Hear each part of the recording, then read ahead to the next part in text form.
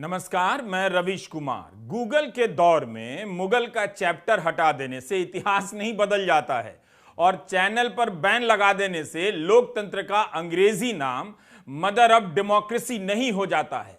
Supreme court ने आज press की भूमिका, नागरिक के अधिकार, सरकार की आलोचना और राष्ट्रीय सुरक्षा को लेकर सरकार को एक बार फिर से जो लेक्चर सुनाया है, उससे मदर ऑफ डेमोक्रेसी के फादर ऑफ पावर को उस इतिहास की चिंता करनी चाहिए जो आने वाले समय में लिखा जाएगा। बाकी सेंट्रल गवर्नमेंट के अंडर आने वाले फादर ऑफ पावर के तर्कों से लैस गोदी मीडिया किसी को भी गायब कर सकता है। आज दिल्ली के रामलीला मैदान में अखिल भारतीय किसान सभा, C2, all India agriculture workers union की इतनी बड़ी रैली हुई है। देश भर से अपनी मांगों को लेकर किसान मजदूर यहां आए हैं, मगर इन खबरों को गोदी चैनलों से गायब कर दिया गया होगा। इसलिए केरला के चैनल मीडिया वन पर केंद्र सरकार ने जिन तर्कों से बैन लगाया है और सुप्रीम कोर्ट ने उन तर्कों की बखिया उधेड़ दी है, आपको सुनना चाहिए। इससे पहले कि आपको केवल परिभाषाओं के कंबल में लपेटकर गायब कर दिया जाए, इन तस्वीरों को देख लीजिए। यह भी एक अघोषित बैन चल रहा है कि गोदी मीडिया से जनता को ही गायब कर दो, दिखाओ ही नहीं। इतिहास एनसीईआरटी का गुलाम नहीं है और ना ही एनसीईआरटी इतिहासकार है।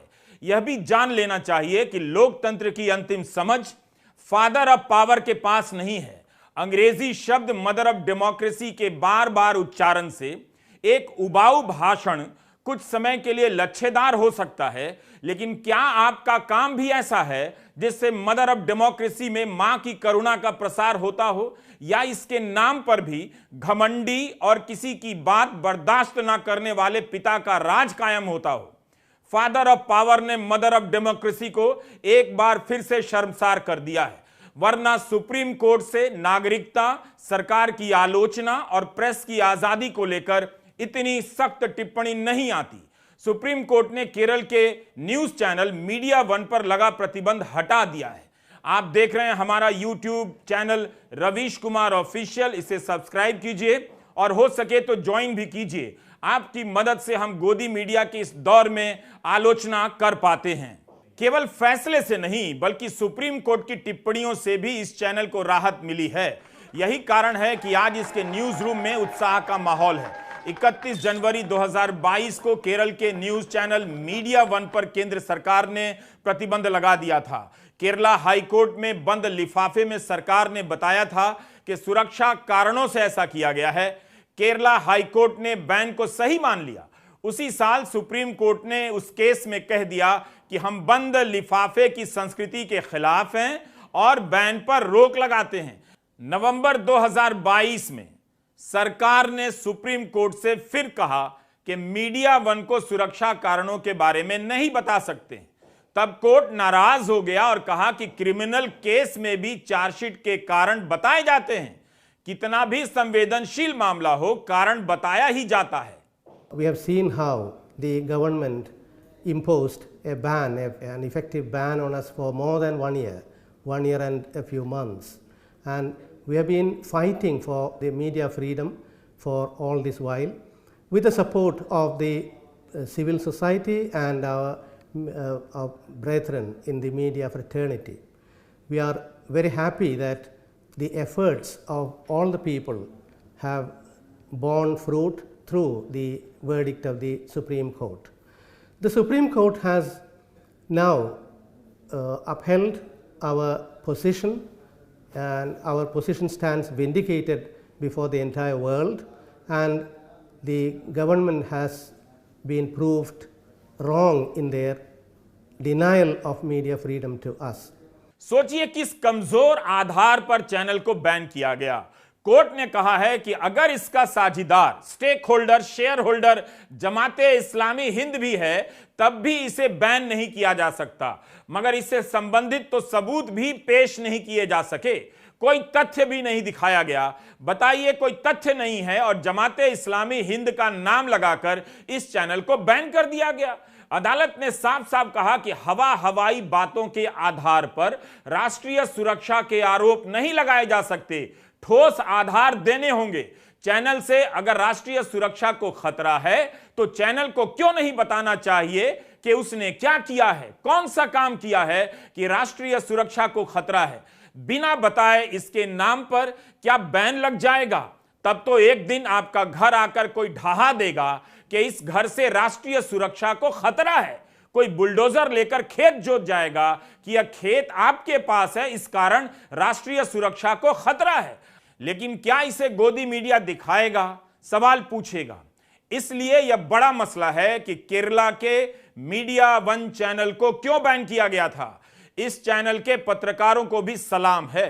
बैन होने के बाद जब यह चैनल ऑनलाइन चल रहा था तब भी इसके ज्यादातर पत्रकार चैनल के साथ बने रहे। जांच एजेंसियों के खौफ, परिवारों के दबाव और राष्ट्रीय सुरक्षा के नाम पर बने केस के बाद भी मीडिया वन के ज्यादातर पत्रकार चैनल के साथ बने रहे। आज सुप्रीम कोर्ट में सूचना प्रसारण मंत्रालय की तमाम दलीलें ध्वस्त हो गईं। करीब 1.5 साल का वक्त इस काम में खराब हुआ और कमजोर दलील के सहारे एक चैनल को बंद करने की कोशिश नाकाम हुई। क्या यही पारदर्शिता है कि चीफ जस्टिस को कहना पड़ा कि केरला हाईकोर्ट ने क्यों बैन को सही ठहराया? इसकी कोई समीक्षा या सफाई नहीं दी गई है, जस्टिफिकेशन नहीं दिया गया है। जस्टिस डीवाई चंद्रचूड़ और जस्टिस हिमा कोहली ने सूचना प्रसारण मंत्रालय को 4 हफ्ते का समय दिया है कि मीडिया वन का लाइसेंस, इसका नवीनीकरण हो जाना चाहिए। क्या इस पर प्रधानमंत्री मोदी की कोई प्रतिक्रिया आएगी कि उनकी सरकार में यह सब क्यों हो रहा है? कभी नहीं आएगी। कोर्ट ने कहा कि राज्य नागरिकों के अधिकारों को कुचलने के लिए राष्ट्रीय सुरक्षा का इस्तेमाल कर रहा है। यह कानून के राज की भावना के खिलाफ है। राष्ट्रीय सुरक्षा का मामला भर हो जाने का मतलब यह नहीं कि राज्य बराबरी और तटस्थता से काम नहीं करेगा। बंद लिफाफे की प्रक्रिया अपनाने से याचिकाकर्ता के अधिकारों का हनन होता है। मीडिया वन चैनल ने नागरिकता संशोधन विधेयक, नागरिकता रजिस्टर के मामले में रिपोर्टिंग की थी, सरकार की, न्यायपालिका की आलोचना की थी। यह सब गृह मंत्रालय की रिपोर्ट में बताया गया। कहा गया कि यह सत्ता विरोधी चैनल है। सुप्रीम कोर्ट ने कहा कि यह सब कारण नहीं हो सकते कि चैनल को प्रसारण के लिए लाइसेंस ना दिए जाएं। इस पर भी कोर्ट ने कहा है कि प्रेस का कर्तव्य है कि वह सत्ता के सामने सच बोले और नागरिकों को कठोर तथ्यों के बारे में बताए। सरकार की आलोचना के कारण चैनल को सत्ता विरोधी नहीं कहा जा सकता। इसका यही मतलब निकलता है कि प्रेस को हमेशा सरकार का समर्थन करना चाहिए। एक मजबूत लोकतंत्र के लिए स्वतंत्र प्रेस बहुत जरूरी है। आर्टिकल 19(2) के तहत अभिव्यक्ति की स्वतंत्रता पर अंकुश का सहारा लेकर आप सरकार की नीतियों की आलोचना बंद नहीं कर सकते हैं। आखिर कितनी बार मोदी सरकार को यह बात बतानी पड़ेगी कि सरकार की आलोचना देशद्रोह नहीं है, एंटी नेशनल नहीं है। 9 साल में यह पहला मौका नहीं है। अनेक बार सुप्रीम कोर्ट ने अलग अलग मामलों में अपने कई फैसलों के दौरान ऐसी टिप्पणियां की हैं। अगर यही हाल रहेगा और है तो एक दिन एनसीईआरटी से ही अपील करनी पड़ेगी कि भाई लोग, इतिहास का चैप्टर बाद में बदल लेना, पहले मदर ऑफ डेमोक्रेसी का चैप्टर लगा दो। उसमें सबसे पहले बताओ कि सरकार की आलोचना एंटी नेशनल नहीं है। मोदी सरकार के मंत्रियों के लिए मदर ऑफ डेमोक्रेसी का कोर्स बहुत जरूरी हो गया लगता है, ताकि उन्हें याद हो सके कि सरकार की आलोचना से राष्ट्रीय सुरक्षा को खतरा पैदा नहीं होता है। हाल ही में कानून मंत्री ने सरकार की आलोचना करने वाले रिटायर्ड जजों को एंटी इंडिया गैंग कह दिया। देश भर के 300 वकीलों ने पत्र लिखकर यही बेसिक बात दोहराई कि सरकार की आलोचना एंटी इंडिया गतिविधि नहीं है, आप बयान वापस लीजिए। गृहमंत्री बिहार गए, वहां कह दिया कि दंगाइयों को उल्टा टांग देंगे। यह भाषा है मदर ऑफ डेमोक्रेसी के गृहमंत्री की। लेकिन दंगों के मामले में सजा काटने वालों को समय से पहले रिहा किया गया तो उनका स्वागत फूल मालाओं से हुआ। यही सब देखकर सवाल उठता है कि गृहमंत्री के लिए दंगाई कौन है? क्या उनकी नजर में 2 प्रकार के दंगाई हैं, एक जिनका माला से स्वागत होगा और दूसरा जिन्हें उल्टा टांग दिया जाएगा? फिर कोर्ट क्या करेगा इस मदर ऑफ डेमोक्रेसी में? एनसीईआरटी ने अपनी सभी किताबों से गुजरात दंगों से जुड़े हिस्सों को हटा दिया है। यह है इंसाफ। देख रहा है ना विनोद, बात हो रही है दंगाइयों को उल्टा टांगने की और उल्टा टांगा जा रहा है देश का इतिहास। 24 में मोदी जी को पूर्ण बहुमत दीजिए, 40 में 40 सीटें, और 25 में भाजपा की सरकार बनाइए। ये दंगा करने वालों को उल्टा लटका कर सीधा करने का काम ये भारतीय जनता पार्टी करेगी। 17 में जब फिर इन लोगों के साथ गए थे तो क्या हुआ था घटना, एगो नेता का बेटा ही ना किया था जी, उसको हम कहिए थे कि नहीं अरेस्ट किए थे। ये सब कभी कुछ किया है? ये सब यहाँ पर जो हुआ है आप सब लोगों को मालूम है, एक एक आदमी को मालूम है कि किस तरह से हम लोगों ने प्रारंभ से ही किया।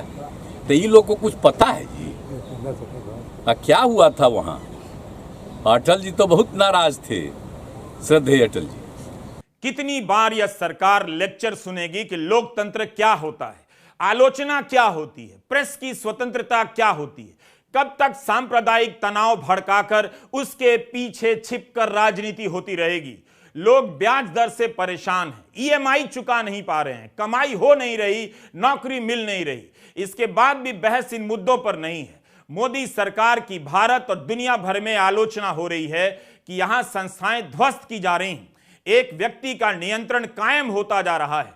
जब इन बातों पर आलोचना होती है तब प्रधानमंत्री लोकतंत्र की परिभाषा भी बदल देते हैं। कहते हैं लोकतंत्र केवल ढांचा मात्र नहीं है, भावनाओं का भी नाम है। इस पर आधारित है कि हर व्यक्ति की जरूरतों और आकांक्षाओं का बराबर सम्मान किया जाता है। क्या ये सब कहने की बातें हैं? मीडिया वन को बैन किए जाने के तर्क और सुप्रीम कोर्ट की दलीलें उठाकर देख लेने से इतने भर से आपको पता चल जाता है कि निबंध में लिखना, भाषण की कॉपी तैयार करना और असल में अमल करना कितना अलग होता है।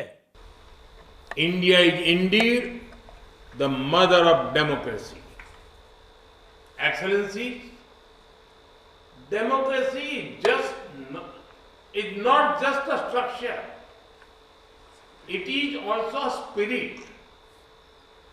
It is based on the belief that the needs and aspirations of every human being are equally important. That is why in India, our guiding philosophy is सबका साथ सबका विकास। राष्ट्रीय सुरक्षा के नाम पर आलोचकों पर मुकदमे लाद देना, गोदी मीडिया लगाकर उन्हें सरेआम बदनाम करना यह रोज का काम हो गया है। और जब पूछा जाता है कि किस बात से राष्ट्रीय सुरक्षा को खतरा पैदा हुआ है तो बंद लिफाफा आगे बढ़ाया जाता है। क्या यह काफी नहीं है कि इस देश में और इस दौर में सरकार की आलोचना करना, उससे सवाल करना कितना खतरनाक हो गया है? सूचना प्रसारण मंत्रालय और कानून मंत्रालय के मंत्रियों और अधिकारियों से ही पूछ लेना चाहिए कि सरकार की आलोचना उनकी नजर में क्या है। 23 मार्च को लोकसभा में अनुराग ठाकुर ने कह दिया सरकार प्रेस की आजादी में दखल नहीं देती है, और सुप्रीम कोर्ट में उन्हीं का विभाग बंद लिफाफे बढ़ाता है कि राष्ट्रीय सुरक्षा का मसला है, कागज नहीं दिखाएंगे मगर मीडिया वन को बैन करेंगे। सुप्रीम कोर्ट ने फटकार लगा दी। 27 मार्च को अनुराग ठाकुर ने विश्व प्रेस में भारत की खराब रैंकिंग के संदर्भ में बयान दिया कि सरकार विश्व प्रेस से वास्ता नहीं रखती है, लेकिन मीडिया वन का केस बता रहा है कि भारत में प्रेस का काम प्रेस की तरह करना जानलेवा होता जा रहा है। मीडिया वन का यह मुकदमा शानदार उदाहरण है।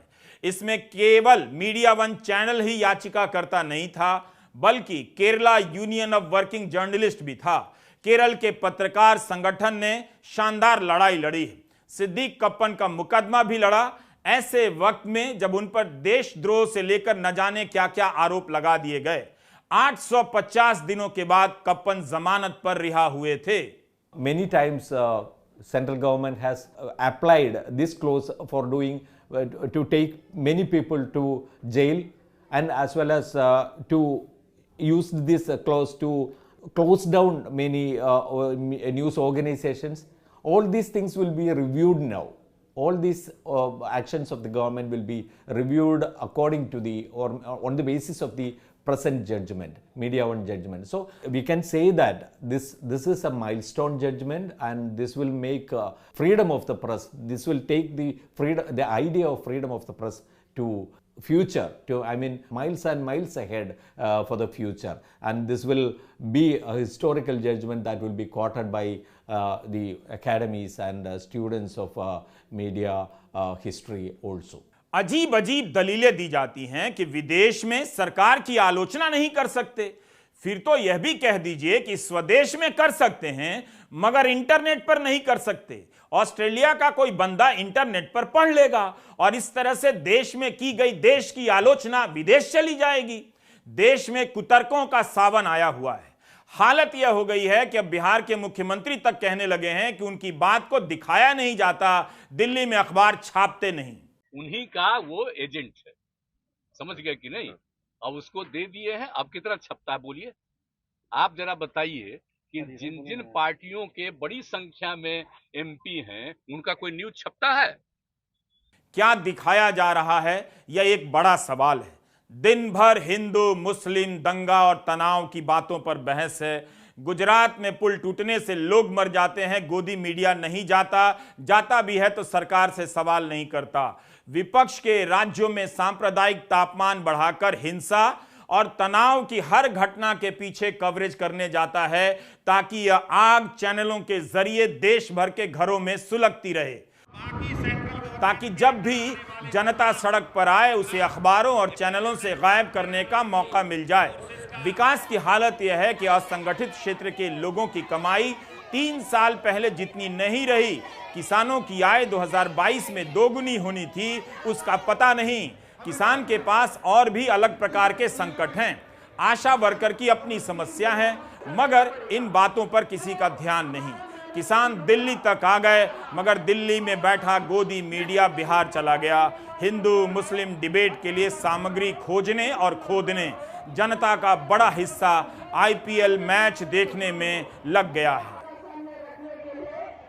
हमारे कर्मचारियों का फिक्स वेतन नहीं मिला, अभी 3-3 महीने वेतन नहीं मिला, इसलिए हम यहाँ स्ट्राइक करने के लिए आए। ये सरकार अभी होश में नहीं आएगी तो हम बेमुद्दत स्ट्राइक पे जाने वाले हैं। बच्चा पैदा होने से मरने तक की यादें हमारे आशा वर्कर से ली जाती है, लेकिन उसके अनुसार हमको वेतन नहीं देता है। 6 साल हो गए हमारा मानधन बढ़ा है नहीं, वही इंसेंटिव पे हम काम कर रहे हैं 200, 300 या 50 रुपए पे। अभी हमारी मांगे है कि हमारा 26,000 वेतन कर लो, ये 5 रुपए 10 रुपए हमको नहीं होना। 5200 से ज़्यादा किसानों ने, 5500 से ज़्यादा खेत मजदूरों ने और हर रोज 115 दिहाड़ी मजदूर आत्महत्या करने के लिए मजबूर हो रहे हैं। वो ये पूछने आए हैं कि मेरी मेहनत की कमाई अगर मेरे पे खर्च नहीं होगी, अगर मुझे भूखे रहना पड़ेगा, जो हम नहीं कह रहे, ग्लोबल हंगर इंडेक्स कह रहा है, तो मेरी मेहनत मेरे भारत के लिए नहीं जा रही है। मीडिया वन चैनल पर बैन हट गया है, मगर जनता की आवाज पर अघोषित बैन अभी भी लागू है। कोर्ट में सरकार का लिफाफा खुलने लगा है। पारदर्शिता की बात करने वाली सरकार बंद लिफाफे में कोर्ट को बताती है। चुनाव में चंदा कौन दे रहा है यह बात जनता को नहीं बताती है। इतना तो आप समझते ही होंगे। नमस्कार, मैं रवीश कुमार।